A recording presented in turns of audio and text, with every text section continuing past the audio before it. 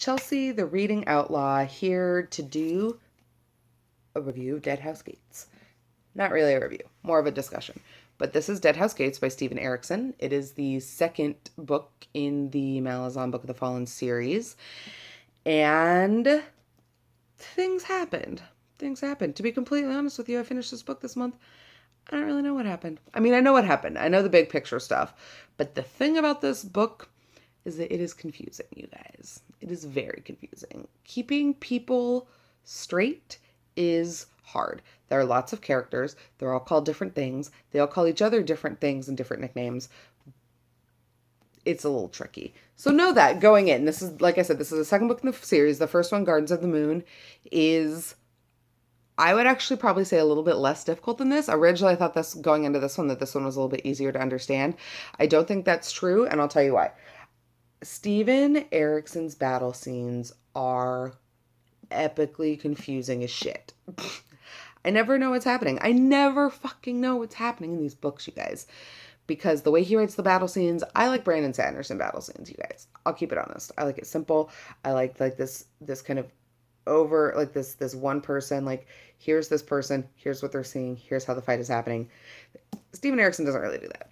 I'm thinking it's because these books were inspired by rounds of D&D that he played with Ian Esselmont, that these battles are kind of all over the place. We are with people everywhere. We are seeing the battle from all different angles, all at the same times. It's not necessarily clearly delineated. And because of the way that he writes and the writing style that he uses, the actual, like, diction and grammar arrangement of his sentences, it's just kind of confusing. I usually just read and hope that somewhere near the end I'm going to figure out, like, who's actually dead and who's still alive.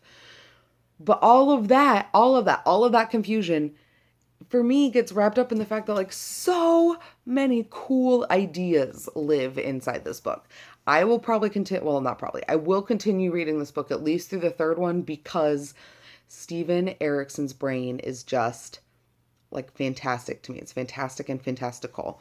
So, what happens in this book that I can't tell you about? Well, basically, if you can see, there are several different groups of soldiers all trying to do several different things in the desert. All those dogs are supposed to be basically like giant desert sandstorm dogs of the house rope. They are basically the dogs of death. They accompany, see, I can't even think of his name. Cotillion. They follow, not Cotillion. They follow High House Death, okay? They're the dogs of death. That's all I got for you. But basically, several things are happening. There is a revolution going on in the Empire, and the woman who is supposed to lead the revolution is supposed to be reborn and replaced. So we have several different female characters in the book who may or may not be in the place to do that. We figure it out by the end. Turns out one of them is, and it's not the one that you necessarily think it's going to be. I was very, very excited to see who it was. That was a very cool twist, and I was really, really excited for that personal character. That character is definitely not a good person, but is definitely going to cause a lot of, like, havoc and chaos in her current role as leader of the revolution. So I'm really, really excited. We also get more and more into the magic system in this book. Magic operates based on a thing called warrens, which are both like these funnels of power and also locations in and of themselves. And we step inside several warrens that are falling apart in this book. So there's some breaking down of the magical system happening. And of course, on the whole, what I'm assuming kind of the bigger arch of these series books is about the assassination of the Empress and the taking down of the Malazan Empire. That does not happen in this book, shockingly enough, but we do get another glimpse at the Empress. We kind of get to chat to her just a little bit. It's the first time we've really ever kind of seen her as a direct person, as opposed to, like, people speaking about her or us meeting representative members of kind of her group. But that is pretty much all I have for you from plot. That is pretty much all I've gotten out of this book. We do meet, there is one thing that I want to make sure we touch on. Steven Erikson does same-sex friendship pairings better than any author I've come across in a very long time. There are especially guy-guy pairs in this book, Mappo and Acarium being my favorite ones, but there are several guy pairings in this book and in Gardens of the Moon of like friendship guy pairings, and I just think that that's a really, really good to see written well. I think that for a lot of reasons, even though we obviously get lots of guys in books, we don't always get lots of like guy friendships that are handled really well. So I do think Steven Erikson deserves props for that. Where Steven Erikson does not deserve props is for his treatment of the ladies. We get one like really kind of thoroughly mapped out character who is a lady in this book. We get another one who is also a lady, but up until the last book had been not herself. Basically, if you've read the book, you'll know what I mean. She was not in her own right mind, and we don't really get to see a lot of her from this book, other than the part where she's struggling to kind of regain herself and regain some of her own memories.